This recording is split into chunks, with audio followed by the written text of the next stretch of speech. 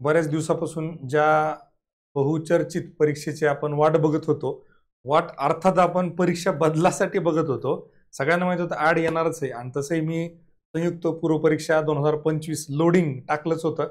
बऱ्याच जणांचे मेसेज पण आलते की सर हे परीक्षेबद्दल आहे का? त्याला मी म्हटलं नाही, ही परीक्षेबद्दल नाहीये, वेगळ्या कारणासाठी आहे. पण फॉर्च्युनेटली ती गोष्ट झालेली आहे. आता परीक्षेची ॲडव्हर्टाइज जी आहे संयुक्त गटब पूर्व परीक्षा 2025 ती फायनली आली आहे. पण ऍड आल्यानंतर एक मला टिळकांचं फेमस कोट आठवतं, उजाडले पण सूर्य कुठे आहे. आणि अर्थातच हीच गोष्ट झालेली आहे जनरल कॅटेगरीमधून जे प्रिपेअर करतायत, ज्यांचं स्वप्न PSI व्हायचं आहे, त्यांच्यासाठी हे कोट तंतोतंत लागू पडतंय. उजाडले पण सूर्य कुठे आहे. ऍडव्हर्टाईज तर आली आहे पण जागांचा पत्ता नाहीये. तर त्या जागा वाढणार आहेत का? परीक्षा पद्धतीमध्ये खरंच बदल होणार आहे का? PSI आणि SR ची वेगळी ऍड येणार आहे का? किंवा या परीक्षेचा अभ्यास करताना आपण नेमकं काय केलं पाहिजे, काय नाही, या सगळ्या अनुषंगानं ॲडव्हर्टाईजमध्ये काय महत्त्वाच्या सूचना दिलेल्या आहेत का, या सगळ्या अनुषंगानं चर्चा करत असताना मी डॉक्टर अजित दिगंबर काकडे तुमच्या सगळ्यांचं स्वागत करतो MPSC एक्झाम मंत्रामध्ये. तर बघा, विषयाला सुरुवात करत असताना जे लोक फक्त परीक्षा पद्धतीबद्दल आलेत ना, त्यांनी तेवढं बघून निघून जा. पुढची गोष्ट तुमच्यासाठी नाहीये, कारण तुम्हाला परत पुढच्या वर्षी असे बरेच व्हिडिओ बघायचे. तुम्हाला अभ्यास करून पास व्हायचं नाहीये. ज्यांना खरंच अभ्यास करून पास व्हायचं आणि परत असे व्हिडिओ बघण्याची परिस्थिती आपल्यावर येऊ द्यायची नाहीये, त्यांनी शेवटचा पार्ट बघा की मला नेमकं काय म्हणायचंय. की परीक्षा आली आहे, सगळं ऍड आली आहे, सगळ्या गोष्टी झाल्यात, तर आपल्याला पास होण्यासाठी काय लागणार हे मी शेवटी बोलणार आहे. त्यामुळे जे महत्वाचं, जे टायटल बघून आलेत त्यांनी लगेच बघून निघून जा. हा कार्यक्रम तुमच्यासाठी नाहीये. तर सगळ्यात महत्वाची गोष्ट जी आहे, आपण मुद्द्याच्या गोष्टी पहिले बोलूयात की पुढं गोष्ट काय आहे. तर बघा, सगळ्यात पहिलं जे महत्वाच्या गोष्टी छोट्या छोट्या बघा, सिनियर लोकांना हे खूप बोरिंग विषय आहे, पण नवीन विद्यार्थी जे आहेत खरंच त्यांना माहित नसतं फॉर्म कधी भरायचे, काय करायचे. बऱ्याच जणांचे फॉर्म पण भरले. काल ऍडव्हर्टाईज आली आहे, म्हणजे कधी आली आहे बरं ही ऍडव्हर्टाईज? आता तर ही आली 29 जुलैला, बरोबर आहे, म्हणजे परवा दिवशी समजा साधारण आली 29 जुलैला. तर ही ऍड आली. याच्यामध्ये त्यांनी काय केलंय, ASOच्या ज्या पोस्ट आहेत तर त्या दिलेल्या आहेत, ASOच्या दिल्यात आणि STIच्या दिल्यात. बाकी आपल्याला PSIच्या 0 बघायला मिळतील आणि SRच्या 0 बघायला मिळतील. हा झाला पहिला मुद्दा. दुसरा, ही परीक्षा कधी होणार आहे तर 9 नोव्हेंबर 2025 ला ही परीक्षा त्या ठिकाणी होणार आहे. आता या परीक्षेमध्ये ज्या जागा आहेत, साधारण ASOच्या 3 जागा आहेत आणि त्या 3 जागा जर आपण बघितले, एकूण आरक्षित पदे एकच आहे. अजाजी आहे त्यालाच फक्त 1 जागा आहे, अराखीव पद 2 आहेत, म्हणजे असे टोटल मिळून 3 जागा त्या ठिकाणी आहेत. STIच्या जागा जर बघितल्या ना आपण, तर अजाला 78 जागा आहेत, इतर मागासवर्ग जो आहे OBC त्याला 93 आहेत. या 2 मध्ये जास्तीत जास्त जागा गेल्यात आणि 279, म्हणजे त्या अर्थानं जर बघितलं ना, चांगली मोठी ऍड आहे ही. आता आपण जर PSI दृष्टिकोनातून बघितलं तर कमी वाटते, पण STIच्या मला असं वाटतं भरपूर जागा त्या ठिकाणी आहेत. ज्याला खरंच पास व्हायचं त्याला 600+ आल्यावरच मोठी ऍड असते असं नाहीये. 200+ मला वाटतं STI साठी खूप चांगला. अर्ज सादर करण्याचा दिनांक बघा त्यांनी दिला, अर्ज सादर कालावधी 1 ऑगस्ट पासून तर 21 ऑगस्ट, हे तुम्हाला 21 दिवस त्यांनी दिलेले आहेत. याच्यामध्ये आपल्याला फॉर्म भरायचं विसरू नका. परीक्षा पास होण्यासाठी काय करावं लागेल? सगळ्यात पहिले मी त्याच्या बुट कॅम्प मध्ये तेच सांगितलं की पहिले फॉर्म भरावा लागेल, परीक्षा द्यावा लागेल, तरच आपण पास होऊ. अभ्यास केला, टेस्ट सिरीज लावला, पेपरलाच गेले नाही तर काय होणार आहे? त्यामुळे हे पहिले महत्वाचे आहेत. ह्या डेटकडे लक्ष द्या. बाकी याच्यामध्ये फार जास्त काही डिस्कस करण्यासारखं नाहीये.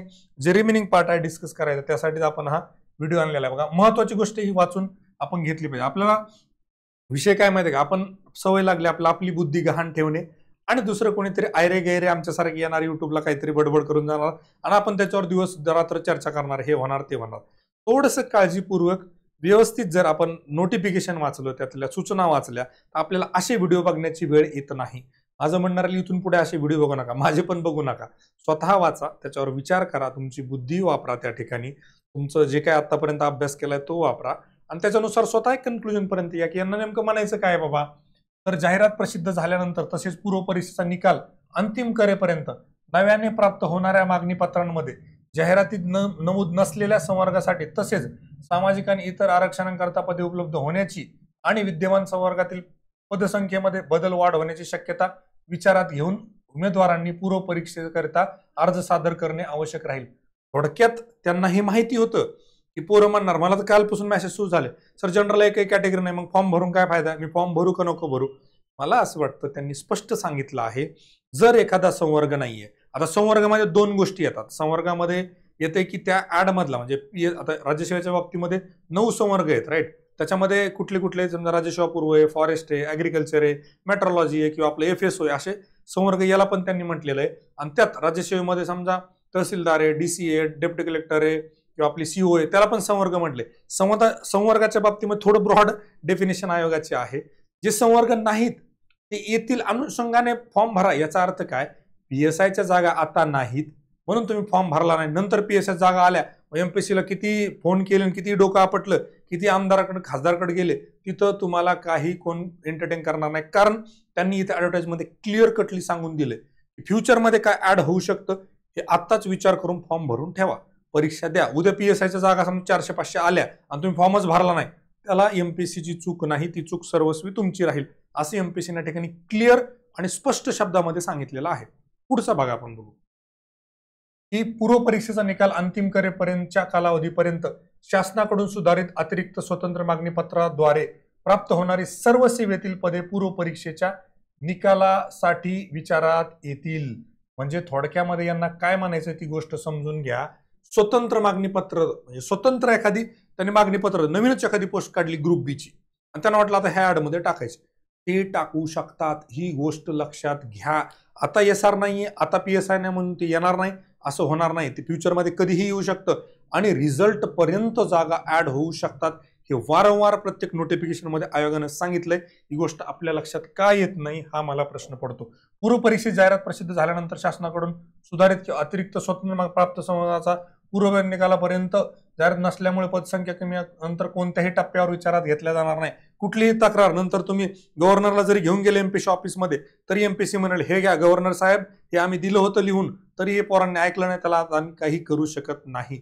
त्यामुळं ह्या भरोशावर बसू नका की आता जागा नाहीयेत, ऍड येणार नाही, काय नाही म्हणून फॉर्म भरत नाही. कुठली SR आणि PSIच्या बाबतीमध्ये अशी चूक करू नका.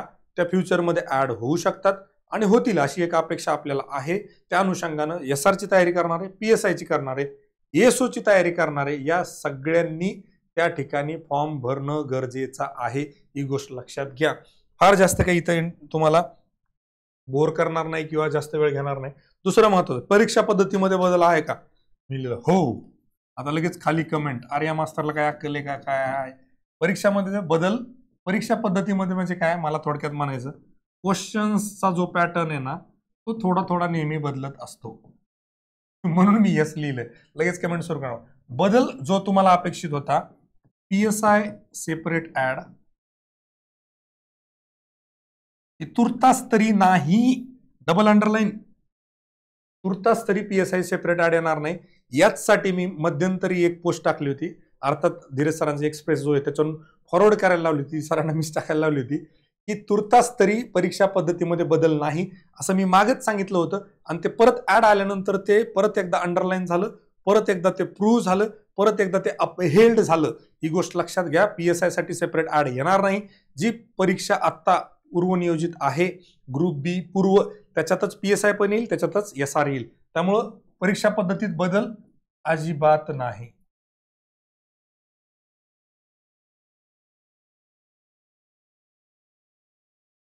आता याच्या व्यतिरिक्त कोणाला काही माहिती असेल तुम्ही बिनधास्त कमेंट करू शकता, ट्रोल करू शकता, शिवाय घालू शकता. त्याचा तुम्हाला पूर्णपणे स्वातंत्र्य त्या ठिकाणी दिले म्हणून आपण कमेंट सेक्शन जॉईन केलंय. बाकीचे जे सिरियसली कॅन्डिडेट आहेत ज्यांना खरंच पास व्हायचंय त्यांनी या परीक्षेचा फॉर्म भरा. याच्यामध्ये फार जास्त काही टाइमपास करण्यामध्ये अर्थ नाहीये. आपण पुढे जाऊया. PSI जागा वाढतील का?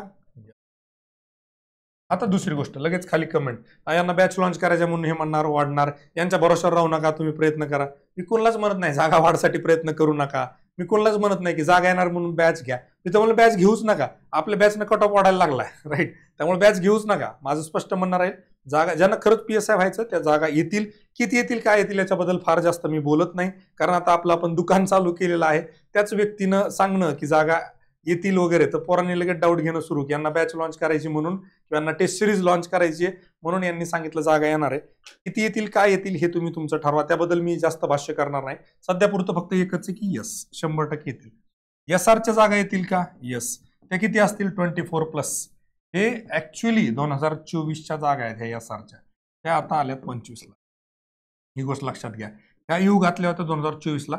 कशामुळे आल्या, काय आल्या हे आपला विषय नाही, पण SRच्या 24+ जागा येण्याची शक्यता दाट आहे किंवा त्या बहुधा येतीलच असं आपण या ठिकाणी म्हणू शकतो, राईट. आता पुढचा महत्वाचा विषय ज्यांना पास व्हायचा, ज्यांना अभ्यास करायचा त्यांच्यासाठीच आहे. बाकीच्यांनी आता इथून मला वाटतं पुढे जाऊ शकता, कल्टी मारू शकता. तुमचा कार्यक्रम या ठिकाणी संपलेला आहे. हा, ज्यांना पुढे परीक्षा पास व्हायची त्यांनी मात्र स्टे ट्यून्ड, राईट. तर पुढील दिशा काय आहे, तर मला असं वाटतं पुढे गट क पूर्व परीक्षा 2025 जी आहे त्याची आयोगानं डेट दिली 28 नोव्हेंबर, ज्यासाठी 120 दिवस आहेत. आणि आता जो काय आपला 100 दिवस आहेत, माधुरी दीक्षितचा एक पिक्चर पण आहे, गट प पूर्व परीक्षा 2025 साठी 9 नोव्हेंबरला 100 डेज जो आहे, आणि आयोगाला ते 100 डेज मेंटेन करण्यासाठी त्यांनी अट टाकले पुढच्या 20 दिवसांमध्ये याची पण आता आपल्याला ग्रुप सी ची ऍड बघायला मिळेल. त्यात काही नवीन सांगण्यासारखं नाही किंवा माझ्याकडे माहिती होती म्हणून मी सांगितलं वगैरे नाही. आता याला काही खूप ज्योतिषी वगैरे आणण्याची गरज नाही. पुढच्या 20 दिवसामध्ये ग्रुप सी ची पण त्या ठिकाणी ऍड येईल. अशा अनुषंगाने तयारी करत असताना ज्यांच्याकडे टायपिंगचे सर्टिफिकेट आहेत त्या लोकांनी दोन्ही परीक्षा ट्राय करायला काही हरकत नाही. ज्यांच्याकडे नाहीत त्यांनी इंडस्ट्री इन्स्पेक्टर सारख्या पोस्टसाठी दोन्ही परीक्षा अर्थात ट्राय करू शकता. 2023 ला दोघांचीही पूर्व परीक्षा एकच झालेली आहे. याचाच अर्थ दोघांचा सिलेबस सारखा आहे, ऑलमोस्ट प्रश्न काढण्याची पद्धत सारखीच आहे. थोडीफार ग्रुप बी ची काठिण्य पातळी थोडी अवघड असते असं आपल्याला वाटायचं, पण जेव्हा 2024चा ग्रुप बीचा पेपर बघितला आणि ग्रुप सी 2024चा पेपर बघितला, एक्झॅक्टली रिव्हर्स आपल्याला बघायला मिळालं. ग्रुप सीचा पेपर अवघड होता, ग्रुप बीचा सोपा होता. काही जण असं म्हटले सर चुकून ग्रुप सीचा पेपर ग्रुप बीला आला का, तर ती शंका पण येणं ठीक आहे. त्यामुळे मला असं वाटतं ह्या भानगडीत किंवा याच्यामध्ये फार डिस्टिंक्शन न करता ग्रुप बी आणि ग्रुप सी ची एकत्र तयारी करावी. एकत्र तयारी करत असताना मला असं वाटतं ग्रुप सी आपण विसरून जायचं, आल्यावर फक्त फॉर्म भरायचा. सध्या आपण टार्गेट एकच, ग्रुप बी प्रिलिम्स आपल्याला करायची तिथपर्यंतच. म्हणजे परीक्षेच्या किती 9 नोव्हेंबर आहे ना, मित्र म्हणजे 100 डेज फक्त ऍडव्हर्टाईज आणि दिल बहलाने के लिए खयाल अच्छा है गालिब एवढंच आहे. आपल्याला कन्सिडर करायचं की आपल्याकडे फक्त 90 दिवस आहेत, 90 डेज आहेत. म्हणजे आपल्याला 1 नोव्हेंबर पर्यंत आपलं सगळं रिव्हिजन वगैरे रेडी पाहिजे. आपली परीक्षा खरी नोव्हेंबरमध्ये 1 नोव्हेंबरला आहे असं कन्सिडर करूनच आपण तयारी करायची, जेणेकरून आजारी पडलो, काय झालं, मित्राची पार्टी आहे, बर्थडे पार्टी आहे, मामाच्या मुलीचं लग्न आहे, थोडं गममध्ये गेलो, काय गेलो, हे झालं ते झालं, यात आपले 7-8 दिवस 5-6 दिवस जातात. त्यामुळे ते रिझर्व ठेवणं फार गरजेचं असतं. आणि ही एक स्ट्रॅटेजी की आपली परीक्षा 1 नोव्हेंबरला आहे असं आपण कन्सिडर करून आपला अभ्यास करायचा, त्यानुसार आपलं शेड्यूल बनवायचं. बऱ्याच जणांना शेड्यूल कसं बनवायचं, अभ्यास काय करायचा, याच अनुषंगाने आपण जी एक लॉन्च करतोय की संकल्प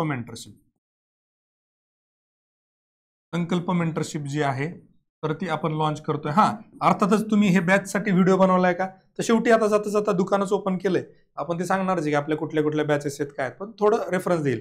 माझं म्हणणं आहे हे तुम्ही अवश्य करा, आपलीच करा असं गरजेचं नाही, पण मेंटरशिप असली पाहिजे. पण ती कशी असली पाहिजे, मेंटरशिपच्या नावाखाली क्लास किंवा नुसते लेक्चर्स वगैरे हा प्रकार नाही. वैयक्तिक लेवलला त्या ठिकाणी आपण याच्यात जे नेमकं आपण काम करतोय ते सांगतोय. हे फक्त बॅचचं प्रमोशन नाहीये, हे तयारी करत असताना तुम्ही काय केलं पाहिजे हे मी तुम्हाला सांगतोय. थोडक्यामध्ये आपण एक कन्सिडर करूया की समजा भूगोल हा विषय आहे, बरोबर आहे, आणि भूगोलमध्ये एक टॉपिक आपल्याला दिलेला आहे नदी प्रणाली, बरोबर आहे. आता नदी प्रणाली ह्या टॉपिकचा अभ्यास करत असताना मला असं वाटतं आपण 2 त्या ठिकाणी कॉलम केले पाहिजे. नदी प्रणाली हा जो टॉपिक आहे तर इथे आयोगाला म्हणजे MPSC ला त्याचं किती महत्व आहे आणि सेल्फ प्रिपरेशन स्वतःची तयारी, आपली तयारी किती आहे याच्यासाठी 5 स्टार रेटिंग त्या ठिकाणी दिले पाहिजे. 1 2 3 4 5 1 2 3 4 5 5 स्टार रेटिंग आपण काय द्यायचे बा, हा MPSC साठी खूप महत्वाचा टॉपिक, याला 5 स्टार रेटिंग द्या. तुमची तयारी किती झाली, 2 स्टार लिहा. पहिल्या तयारीच्या वेळेस 2 स्टार होते, दुसऱ्या रिव्हिजनच्या वेळेस 3 स्टार झाले. कमीत कमी एखादा महत्वाचा टॉपिक 4 स्टार रेटिंग पर्यंत आपला गेलाच पाहिजे, 4 स्टार पर्यंत अशी आपली तयारी असली पाहिजे. आणि अशा पद्धतीने आपण अनालिसिस ह्या मेंटरशिप मध्ये करून देणार आहे. ज्यांनी मेंटरशिप जॉईन नाही केली बिंदास करू नका, काही प्रॉब्लेम नाहीये. तसंही मेंटरशिप जॉईन करताना मी एकच सांगेल की सगळ्यांनी करू नका, तुमच्या बसची बात नाहीये ती. तर आता आपण खूप स्ट्रिक्टली म्हणजे पॅरेंट्सचे नंबर घेऊन ह्या गोष्टींवर काम करणार आहे. आपल्याला रिझल्ट पाहिजेत, आपला टाइमपास नकोय. आपण आता बऱ्यापैकी लोकांपर्यंत पोहोचलोय, त्यामुळे ऍडमिशनची चिंता आपण करत नाही. आपल्या अप्रोच बॅच मधून जेवढा रेव्हेन्यू जनरेट होतो त्याच्यावर आपल्या बाकी सगळ्या गोष्टी पण चालू शकतात. अर्थात मला एवढं म्हणायचं आपण रिझल्टसाठी हे काम करतोय. तर इथे जे आहे आतापर्यंत कोणी केलेलं नाही. आपण प्रत्येक वेळेला सायंटिफिकली डिझाईन हा शब्द का वापरतो, सायकॉलॉजी आणि बिईंग अ डॉक्टर बऱ्याचशा गोष्टी ज्या मला स्वतःच्या प्रिपरेशनमध्ये किंवा माझ्या अनुभवातून माझ्या मेंटर्सनी, माझ्या शिक्षकांनी मला जे सांगितलं ते इम्प्लिमेंट करायचं. म्हणजे तुम्हाला मी मागच्या वेळेस सांगितलं, माझा रूममेट IIT तर सोडून द्या, IIT वाले तर होतेच, पण एम्समध्ये MD करणारे, म्हणजे दिल्लीचं एम्स आहे तिथं करणारा माझा रूममेट होता. इतक्या लोकांपर्यंत मी राहिलेलो आहे त्यांच्या सहवासात, त्यांच्यातून काही गोष्टी शिकायला मिळाल्या आहेत, त्याच तुम्हाला देण्याचा मी प्रयत्न करतोय. आजपर्यंत आपण तेच केलं, म्हणून लोकांना ह्या गोष्टी आवडतात. सर तुम्ही खूप प्रॅक्टिकल बोलता, सर तुम्ही खूप ऑथेंटिक सांगता, आणि तुम्ही जे बोलता ते असं वाटतं की खरंच काहीतरी मोठा भाऊ वगैरे बोलतोय का. त्याचं कारणच हे आहे की मला ते रिझल्ट पाहिजेत, म्हणून आपण या ठिकाणी अशा पद्धतीने तुम्ही करा. प्रत्येक टॉपिकचं, प्रत्येक विषयाचं अनालिसिस करा. तुम्हाला जर जमलं नाही तर आपण MPSC एक्झाम मंत्रा हे सगळं घेऊन येणार आहे. राज्यसेवेचं आजपासून जिओग्राफी सुरू होईल, रोज एक विषय. असंच आपण ग्रुप C, ग्रुप B प्रिलिम्सच्या बाबतीमध्ये पण प्रत्येक विषयाचे अनालिसिस तुम्हाला देईल. तुम्ही फक्त ते नोट डाऊन करा आणि त्याच्यावर स्वतः काम करा. ज्याला अजिबात बॅच लावायची नाही त्यासाठी आपण फ्री मेंटरिंग चालू केली. संध्याकाळी 7 ते 8च्या दरम्यान आपला जो नंबर दिलाय त्याच्यावर तुम्ही फोन करा, माझ्याशी बोला. ₹1 तुम्हाला त्या ठिकाणी लागणार नाही. आणि दुसरी गोष्ट, फ्री आहे म्हणून तुम्हाला कमी सांगणार आणि पेडवाल्याला जास्त सांगणार असं होणार नाही. जे मी फ्रीवाल्याला सांगतो तेच पेडवाल्याला सांगणार आहे.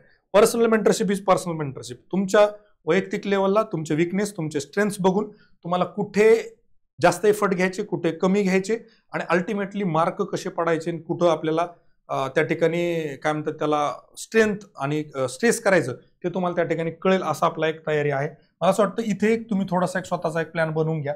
या 90 दिवसामध्ये मला काय करायचंय काय नाही. साधारणतः कुठल्याही परीक्षेची तयारी करत असताना किंवा ह्या परीक्षेची तयारी करत असताना आपण एक बेसिक गोष्ट आपण करूया की एक आपल्याकडे बेसिक मिनिमम कंटेंट असला पाहिजे. बेसिक मिनिमम कंटेंट, मला काय म्हणायचं, बेसिक मिनिमम कंटेंट म्हणजे काय, की तुम्ही आता बायोलॉजीमध्ये क्लासिफिकेशन बघता, तर क्लासिफिकेशन ह्या टॉपिकची तयारी करत असताना मला त्यातलं बेसिक काय काय आलं पाहिजे, ही पहिली गोष्ट झाली. दुसरी गोष्ट, याच्यावरचे माझे PYQ जे आहेत खूप चांगले झाले पाहिजेत. त्याच्यावरचे PYQ चांगले करा. यानं मला कळेल याच्यात काय महत्वाचं आहे. म्हणजे मित्र म्हणून आधी PYQ करा आणि नंतर तुम्ही बेसिक याच्याकडे गोष्ट जा. म्हणजे आधी PYQ नंतर बेसिक मिनिमम कंटेंट ठरवून करा. याच्यानंतर तिसरी प्रॅक्टिस क्वेश्चन्स. जोपर्यंत तुम्ही प्रश्नांची, ऑब्जेक्टिव्ह प्रश्नांची तयारी करणार नाही तोपर्यंत तुम्हाला फक्त वाचून पाठ करून मार्क पडणार नाहीत. याचं बेस्ट एक्झाम्पल आपण नीट किंवा ज्याला आपण म्हणूया पूर्वीच्या काळी आम्ही CET वगैरे तयारी करायचो, तिथे खूप जास्त आपण काय करायचो, प्रश्न सोडवायचो, राईट. आणि त्यामुळे काय व्हायचं की आपल्याला CETला चांगले मार्क पडायचे. एक्झॅक्टली आता हेच आहे. इथे आपण जेवढे जास्त प्रश्न सोडू, कारण परीक्षा शेवटी ऑब्जेक्टिव्ह आहे, त्यांना आपल्याला जास्त फायदा होणार आहे. तर हे आपल्याला इथं करायचं प्रॅक्टिस क्वेश्चन. यासाठी आपली एक बॅच आहे P2P, प्रॅक्टिस टू पर्सिस्ट, ज्यानं सगळ्यात जास्त प्रिडिक्शन दिलंय. म्हणजे कमीत कमी कंटेंटमध्ये जास्तीत जास्त रिफ्लेक्शन देणारी एकमेव बॅच सध्या तरी आहे. याचं कारण तुम्हाला मी सांगतो. मार्केटमध्ये करंटला भरपूर आहे, 1000 पॉईंट त्यांनी दिलेले आहेत आणि त्यातले त्यांचे किती येत आहेत, समजा 7-8 पॉईंट येत आहेत, आणि आपले किती आहेत, 100च पॉईंट आहेत, त्यातले किती 5 ते 6 येतात. तुम्ही याचा गांभीर्याने विचार करा की 1000 गोष्टी लक्षात ठेवू ह्याची मेमरी 2 GB आणि तुम्ही 1.5 GB 1.5-2 पर्यंत केलं, हे हँगच होणार आहे. त्यापेक्षा तुम्ही डायरेक्ट 500 MB पर्यंतच त्यात मेमरी ठेवा, बाकीचं फ्री ठेवा. प्रोसेसिंग चांगली होईल, ऍप्लिकेशन परीक्षेमध्ये चांगलं होईल, लॉजिक चांगलं वापरता येईल, अप्रोचचा वापर करता येईल, आणि जे बेसिक मिनिमम कंटेंट त्यातला प्रश्न चुकू दिला नाही तर आपल्याला त्या ठिकाणी एक ऍडव्हान्टेज मिळतो. कमीत कमी कंटेंट, आतापर्यंत आपला एकच मंत्र राहिला, कमीत कमी कंटेंट जास्तीत रिफ्लेक्शन. आणि याच्याच बेसिसवर आपण P2P मध्ये राज्यसेवा प्रिलिम्सला करून दाखवलं, ग्रुप B प्रिलिम्सला करून दाखवलं, ग्रुप B मेन्सला पण आपले रिफ्लेक्शन आलं, त्याचा व्हिडिओ मी टाकलेला आहे, तुम्ही ते बघू शकता. याच्यानंतर सगळ्यात महत्वाचं येतं टेस्ट सिरीज. टेस्ट सिरीज मध्ये पण आपण आलोय आखाडा. आपली जी आखाडा टेस्ट सिरीज आहे आपण ती सायंटिफिकली डिझाईन आणि थीम बेस्ड यासाठी केली. प्रत्येक टेस्टमध्ये आपण काहीतरी त्या ठिकाणी तुमचं स्किल किंवा तुमचा अभ्यास टेस्ट करण्याचा प्रयत्न करतोय. आणि आपलीच नाही तर प्रत्येक मार्केटमधली, मला असं वाटतं जेवढ्या आहेत नाहीत, एक टार्गेट करा, रोज एक पेपर, 100 टेस्ट, 100 डेज 100 टेस्ट, एक चॅलेंज करून टाका. ऍटलिस्ट जे मागच्या 2-3 वर्षापासून तयारी करताय, तुम्हाला आता परत परत गोष्टी करायची एवढी गरज नाही. नवीन विद्यार्थ्यांनी कमीत कमी एक टार्गेट ठेवा, 75 टेस्ट, 75 टेस्ट पेपर म्हणतोय आम्ही, कमीत कमी सोडवल्याचं पाहिजेत. आणि नुसत्या सोडून फायदा नाहीये. त्या टेस्ट सिरीजचा जास्तीत जास्त वापर कसा करायचा ह्याचा एक मी ऑलरेडी व्हिडिओ बनवलाय, तो व्हिडिओ तुम्ही त्या ठिकाणी बघू शकता.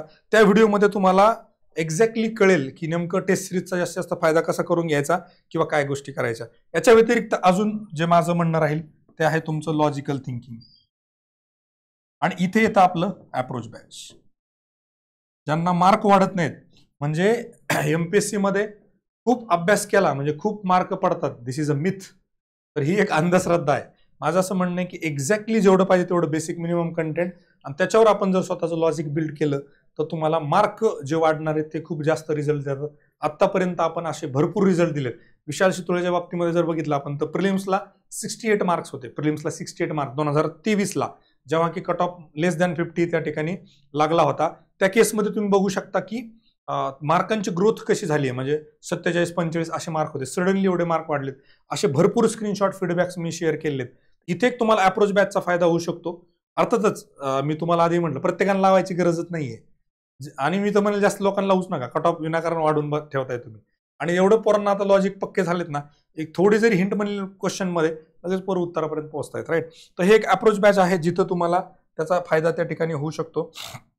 आणि याच्यानंतर आता समजा आपण एक PYQ बघितला, त्याचं एक बेसिक मिनिमम कंटेंट तयार केलं, त्याच्यावरचे प्रॅक्टिस क्वेश्चन सोडवले आणि त्याच्यानंतर लगेच एक टेस्ट सोडवली, मग तुम्हाला कळेल की कौन कितने पाणी में, आपला अभ्यास किती झालाय, आपला ह्या विषयाचं ह्या टॉपिकचं अजून किती खोला जाऊन अभ्यास करायचा आहे, काय करायचं आहे, कन्फ्युजन होते का, सिली मिस्टेक्स होते का, कन्सेप्ट चुकतंय का, अप्लिकेशन चुकतंय का, त्यातल्या जोड्या लावा चुकतायत का, एखाद्या गोष्टीमध्ये अजून दुसरं काही होतंय का, हे सगळं तुम्हाला टेस्ट सीटच्या फीडबॅक नंतर परत पुढचे 4-5 दिवस त्या गोष्टींवर काम करा, परत एक टेस्ट द्या, परत फीडबॅक घ्या, परत एक टेस्ट द्या. असं सायकल जे लोक इमाने इतबारे 90 दिवस करतील त्या लोकांचा 100% रिझल्ट येईल. परत तुम्हाला रिझल्टची PDF बघायची गरजच नाही. तुम्ही कॉन्फिडेंटली म्हणलं पाहिजे, अरे माझा नंबर, माझं प्रिलिम्स निघालेलं आहे पेपरला जायच्या आधी. या लेवलची तुम्हाला वाटेल मास्तर काही वेळाने बडबड करायला लागलं, पण लिटरली म्हणजे रोहित राठोड जे आपले स्टुडंट आहेत ना, त्यांना राज्यसेवा पूर्व 2023च्या आधी लिहून ठेवलेलं होतं एका ठिकाणी 134 आणि for your kind information he got 135 marks. तुम्ही लॉ ऑफ अट्रॅक्शन म्हणा किंवा अजून काय म्हणा, या लेवलला तयारी त्या लेवलला झाली होती. अप्रोचवर प्रचंड काम त्या ठिकाणी केलेलं होतं, राईट. पुढच्या वर्षी तेवढे मार्क पडले नाही कारण ते मेट्रोलॉजी जॉईनिंग वगैरे त्यात तेवढा मूड गेला. 2024ला वाटतं 123 मार्क आहेत, तरी प्रिलिम्स निघाली होती, मेन्सच दिली नाही. मेट्रोलॉजी सिलेक्शन झाल्यामुळं ते झाशीला तिकडं झारखंडमध्ये रांचीला ट्रेनिंग चालू मेट्रोलॉजीचं, तो सोडून द्या भाग. पण मला एवढं म्हणायचं की ही लेवल तुमची येऊ शकते. आणि दुसरं मग महत्वाची गोष्ट आहे, ज्याला एमपीएससी ॲज अ हॉबी करायचं ना, त्यांना काहीच करू नका, निवांत राहा, परत ॲड येईल, परत एन्जॉय. घरी कोणी विचारलं पाहुण्याने सांगायचं काय करतोय, तर एमपीएससी करतोय हे सांगण्यासाठी. ज्यांना सिरियसली करायचं ना त्यांनी एक प्रश्न स्वतःला विचारा, मी जो कायम तुम्हाला परत परत सांगेल, की मागच्या 2 ते 3 वर्षामध्ये म्हणजे 365 डेज इंटू 3 जर आपण केलं, साधारण 1000 दिवसामध्ये मागच्या किती लोक असे आहेत ज्यांनी इमाने ईदबारे दिवाळी दसरा न करता, रक्षाबंधन न करता रोज कमीत कमी 4 ते 5 फक्त तास अभ्यास केलेला आहे. असे किती लोक आहेत आणि ज्यांची अभ्यास करून रिझल्ट आला नाही? एक माणूस मला फक्त दाखवा. आणि याच्या उलट मी म्हणेल की ज्या लोकांचे रिझल्ट आले नाहीत त्यातल्या फक्त एक लोकांनी सांगावं की सर मी ही गोष्ट केली होती तरी माझा रिझल्ट आला नाही. एकदम बेसिक लेवलचा IQ तुम्ही खूप अशा हुशार असलं पाहिजे असं गरजेचं नाही. प्रॉब्लेम काय होतो आपल्याला, ॲडच आली नाही, जागाच आल्या नाही, सर मला ते मनच लागत नाही अभ्यासात, लक्षच लागत नाही, सर मला इथंच कमी झालं, मला तिथंच कमी झालं, सर याचा बड्डेच होता, त्याचा बड्डेच होता, मावशीची तब्येत बरी नव्हती, काकाला उलटी झाली होती, काकाला सोयीची झाली होती, काकाला सरळ झाली होती. मला वाटतं ह्या गोष्टीमध्ये आपण पडून पडून काय करतो की जे प्रोसेसवर काम करायला पाहिजे ते करत नाही, एक डिसिप्लिननं काम करायला पाहिजे ते करत नाही, आणि मग विनाकारण सिस्टीमला दोष. जागाच आल्या नव्हत्या, हेच नाही झालं, तेच नाही. एक जागा जेव्हा असते ना तेव्हा पण कुणीतरी एक जण पास होणार असतो, ही गोष्ट लक्षात घ्या. प्रश्न कायम तोच राहतो, आपण तो एक व्यक्ती आहोत का? आताही बघा ह्या ज्या 279 जागा आहेत ना त्या भरल्या जाणार आहेत, 100% जागा कमी असू द्या, एसओच्या 3च जागा आहेत सध्या असं कन्सिडर करू, परत 3च जागा राहणार, 3 लोक सिलेक्ट होणारच आहेत. आपण त्या 3 मध्ये आहोत का हा प्रश्न महत्वाचा आहे. आपण त्यासाठी काय केलं हे महत्वाचं आहे. आपण इमाने ईदबारे कंटिन्युअसली डेली त्या पद्धतीनं एफर्ट घेतलेत का? अजिबात नाहीत. काही लोकांनी एफर्ट घेतलेत पण अत्यंत चुकीच्या पद्धतीने घेतलेत. चुकीच्या पद्धतीने म्हणजे काय, जिओग्राफी पाठ, हिस्ट्री पाठ, भूगोल पाठ, तुमचं सायन्स पाठ, करंट पाठ, मॅथ रिजनिंग पण पाठ करायला लागलेत काही काही जण. अशी क्लासेत मॅथ रिजनिंग पाठ करून घ्यायला लागले. अरे कसं जमणार आहे? म्हणजे मला एक गोष्ट, बेसिक गोष्ट कळते की प्रत्येक विषयाची एक मोडस ऑपरेंडी असते, प्रत्येक विषयाचा अभ्यास करण्याची एक पद्धत असते, त्याचा एक अप्रोच असतो. त्या पद्धतीनं ती गोष्ट केली तरच ती वर्कआउट होणार आहे. स्लायडिंगचा डोर आहे, त्याला तुम्ही असं ढकलायला लागले, उघडणार आहे का? नाही. एक ढकलणारा म्हणजे असा उघडणारा दरवाजा आहे, त्याला तुम्ही स्लायडिंग सारखं ओढायला लागले, चालणार आहे का? नाही. ओमनीचा दरवाजा उघडताना तुम्हाला स्लाइडच करावं लागणार आहे. बाकी स्कॉर्पिओचा उघडताना तुम्हाला असाच ओढावं लागणार. एवढी बेसिक गोष्ट जरी आपल्याला कळली ना, तरी मला असं वाटतं आपल्या अर्ध्या समस्या ह्या समस्या राहत नाहीत, राईट. आणि दुसरी गोष्ट, बऱ्याच लोकांना हे ऍक्सेप्टच करायचं नसतं की सर माझं कुठेतरी चुकतंय. नाही सर, आता लय अभ्यास केला, 4-5 झाले, लय अभ्यास केला तरी मार्क वाढत नाहीत. अभ्यास केलाय, पण तुम्ही काय केलंय? फक्त पाट्या टाकल्यात. अभ्यासाच्या नावानं फक्त पाट्या टाकल्यात, बाकी काहीच नाही. आपलं एक छान रुटीन बसलेलं असतं. काय? सकाळी उठायचं, ब्रश करायचं, आंघोळ व्हायचं, फ्रेश व्हायचं, जायचं, पोहे बिहे खायचे, दाबून खायचे, ते पण एक पोहे वरून अजून एखादा शिरा खायचा, आणि रिडिंग मध्ये जायचं, एक 5-10 मिनिटं पेपर वाचायचा, बाजूला ठेवायचा, मस्तपैकी एक झोप काढायची, अजून थोड्या वेळानं थोडंफार काहीतरी 1-2 पेज वाचायचे, लगेच चर्चा करायची, आज मेसवर काय जायचं, मेसवर दाबून हाणायचं, परत यायचं, काहीतरी थोडाफार टाइमपास करायचा, परत झोपायचं, चहाला जायचं, तिथं गप्पा रंगवायच्या. जागा किती येतील, याच्यात बदल होणार, त्याचं हे सर तर ते म्हटले, ते सर तर हे म्हटले, आणि युट्यूबला असं टाकलं, त्याने टेलिग्रामला तसं टाकलं. परत त्याच्यावर आपण 4-5 वाजेपर्यंत 2-3 तास तरी कमीत कमी चर्चा करायची. परत संध्याकाळी जेवायची वेळ होते, जेवण करायचं, परत थोडंफार करंट काहीतरी बघायचं, 2-3 तिकडचे क्वेश्चन सोडवायचे, आणि माझा लय अभ्यास झाला असं म्हणायचं. परत संध्याकाळी रूमवर जायचं, वायफाय रूमवर सगळ्यांनी लावून ठेवलेत, मस्तपैकी मोबाईल सुरू करायचं, जे शॉर्ट्स रील्स बघायचे, अधूनमधून वेब सिरीज बघायच्या, पिक्चर बघायच्या, आणि झोपी जायचं. हा आपला रुटीन आहे. आणि तुम्ही कसं काय एक्सपेक्ट करता रिझल्ट येणार? अजिबात येणार नाही रिझल्ट. हे तुम्हाला कोणीच सांगण्याची गरज नाही. तुम्ही जर हे करत असाल, तुमचा रिझल्ट 10 नाही 25 वर्ष जरी तुम्ही अभ्यास केला ना या पद्धतीनं, तरी येणार नाही रिझल्ट. याच्या विरुद्ध मी तुम्हाला असे अनेक एक्झाम्पल सांगतो, जे आले, तो आला, तो बसला, त्यानं अभ्यास केला, तो पास झाला, तो निघून गेला. विवेक उगले नावाचं एक्झाम्पल तुम्हाला मी देईल, की सीयूपी पास आउट आहे, फ्रेश एकदम, 23-24 वर्ष वय आहे, पहिला अटेम्प्ट मध्ये एसटी आहे, नंतर ESO जॉईन झाला, राज्यसेवेमध्ये रँक 4 आहे, तिथेही क्लास 1 मिळते, विषय संपला, परत MPSC देण्याची गरज नाही. हा, आता तुम्ही म्हणणार की त्याचं स्किल सेट ऑलरेडी डेव्हलप होतं. डेफिनेटली सीयूपी पास आउट आहे, ऑलरेडी स्कॉलर विद्यार्थी आहे, स्किल सेट तयार, पण तुम्ही तो डेव्हलप करा ना. तुम्ही मागच्या 3 वर्ष 4 वर्ष 5 वर्ष झाली तयार करताय, तुम्ही फक्त पाट्या टाकायचं काम करताय. तुम्ही तुमच्या स्किल सेटवर कधी काम करणार आहे? परीक्षेच्या डिमांडनुसार कधी अभ्यास करणार आहे? तुम्हाला गणित जमत नाही, त्यासाठी तुम्ही काय केले? काहीच नाही. फक्त हा क्लास लावला, तो क्लास लावून मार्क वाढत नाहीत, ही गोष्ट लक्षात घ्या. मी खूप वेळा सांगतो, फक्त अप्रोचची बॅच केली म्हणजे जादूची कांडी नाही, मार्क वाढतील. त्याच्यावर तुम्हाला स्वतः काम करावं लागणार आहे. एक प्रॉपर प्रोसेस आहे, त्या प्रोसेसला फॉलो करावं लागणार, आणि तरच मार्क वाढणार आहेत, अदरवाईज नाही. हे दुसऱ्याला वेड्यात काढणं सोडून द्या, याला त्याला दोष देणं सोडून द्या, सिस्टीमला दोष देणं सोडून द्या, MPSCला दोष देणं सोडून द्या, मास्तरांना दोष देणं सोडून द्या. स्वतःच इंट्रोस्पेक्शन करा, स्वतःच आत्मपरीक्षण करा.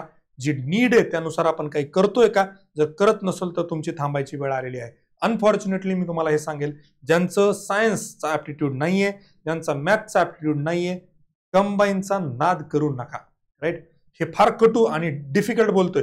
कदाचित काही लोक डिमोटिवेट नाही झाले, मोटिवेट तरी काय प्रॉब्लेम नाही, डिमोटिवेट झाले तरी काय प्रॉब्लेम नाही, 2-3 बॅचला ऍडमिशन कमी झाले तर काय फरक पडत नाही. पण उद्या तुमच्या आयुष्यामध्ये चांगला दिवस आणण्यासाठी आज MPSC क्विट करून टाका, प्लॅन बी ऍक्टिव्हेट करा, आणि तिकडे आनंदानं सुख समाधानानं राहा. MPSC म्हणजे सर्व काही नाही. दुसरी गोष्ट, यातून येणार नैराश्य, आणि नैराश्यातून आत्महत्यासारख्या गोष्टी आपल्याला बघायला मिळतात. त्याचं कारण हे की आपण काही गोष्टी सिस्टीमला दोष देतो, काही बाबतीमध्ये इतर गोष्टी. सोल्युशनकडे कधी आपण बोलणार आहे? समस्यांवर आपण कायम बोलतोय. माझं स्पष्ट म्हणणं असतं की तुम्ही कायम आहे ना त्या सोल्युशनकडे बघितलं. सिच्युएशन कितीही डिफिकल्ट असू द्या, तुम्ही जेव्हा त्याच्याकडे सोल्युशनच्या दृष्टिकोनातून बघायला लागतात, तेव्हा तुम्हाला हळूहळू ते अपॉर्च्युनिटी, म्हणजे ते एक बेस्ट एक्झाम्पल आहे की तो जो सरदार असतो आणि त्याचा एक शिपाई असतो, शिपाई येऊन सरदाराला सांगतो की आपल्याला चारही बाजूने दुश्मनांनी घेरलेलं आहे. तेव्हा जो ऍटिट्यूड असतो ना सरदाराचा, की आता तर खूप चांगलं आहे, आपण ज्या दिशेला मारू त्या दिशेला दुश्मन मारणार आहे. मला वाटतं असा ऍटिट्यूड जर आपण कंबाईनच्या बाबतीमध्ये जर ठेवला ना, की आपल्याला माहिती आहे ना आपलं इथे आपल्याला काही मार्क पडतात तिथे, मग आता मी जिथं काम करेल तिथं माझे मार्क वाढणार आहेत. मला कंबाईनला 35च मार्क पडले होते ना, आता मला स्कोप किती आहे, मी 15, 20, 25 मार्क त्या ठिकाणी वाढू शकतो. असा जर तुम्ही ऍटिट्यूड जर ठेवला, 100% तुम्हाला मार्ग मिळेल. आणि जर काही कळलंच नाही, I am always there, with post without post, it doesn't matter. माझ्यासाठी पोस्ट महत्वाची नाहीये, माझ्यासाठी येणारा कुठलाही विद्यार्थी. त्यामुळे मी अनबायस्ड पद्धतीने कधी कोणाला नाव विचारत नाही, कधी कोणाला पोस्ट विचारत नाही. फक्त अनालिसिस करताना कधीतरी विचारतो की प्रिलिम्सला किती मार्क पडलेत, काय केलं आतापर्यंत, एवढ्या गोष्टी, राईट. त्यामुळे मी नेहमी तुमच्यासोबत आहे, कालही होतो, आजही आहे, उद्याही राहील. तुम्ही बिंदास माझ्याशी संपर्क करा, येऊन भेटा ऑफिसला. 4 ते 7 मध्ये पुण्यात राहणाऱ्यांनी भेटा, जे पुण्याच्या बाहेर आहेत त्यांनी 7 ते 8च्या दरम्यान फोन करा. आणि पुण्यात राहणाऱ्यांनी कृपया फोन करू नका. एक्सक्लुझिव्हली तो 1 तास आहे, तो बाहेरच्या विद्यार्थ्यांना ज्यांना खरंच शिक्षण पैशांना अफोर्ड करता येत नाही, ज्यांच्याकडे तेवढे क्लास लावायला पैसे नाही, त्यांच्यासाठी तो वेळ असू द्या. Thank you very much and all the very best. आणि जर काही तुम्हाला असं वाटत असेल मास्तर फार कटू बोलला त्याबद्दल आत्ताच सॉरी म्हणतो, आत्ता क्षमस्व त्याबद्दल, पण त्या गोष्टीशिवाय पर्याय नाही. राईट. थँक्यू.